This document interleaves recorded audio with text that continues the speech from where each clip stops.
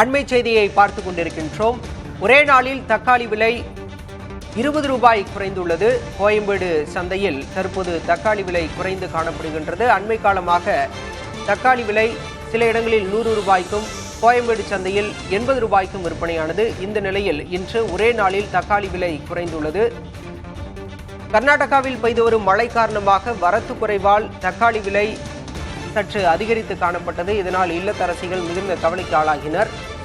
பொதுவாக ஜூலை மாதங்களில் தக்காளி, வெங்காயம் விலை அதிகரித்து காணப்படும். இதற்கு காரணம் ஆந்திரா மற்றும் கர்நாடகாவில் பெய்து வரும் மழை காரணமாக தற்போது வரத்து குறைவு ஏற்பட்டுள்ளதால் தக்காளி விலை அதிகரித்து காணப்படுகின்றது. அதேபோல இமாச்சல பிரதேசத்திலும் அங்கு மழை காரணமாக அங்கிருந்து வரக்கூடிய தக்காளி வரத்து என்பது குறைவாக உள்ளது.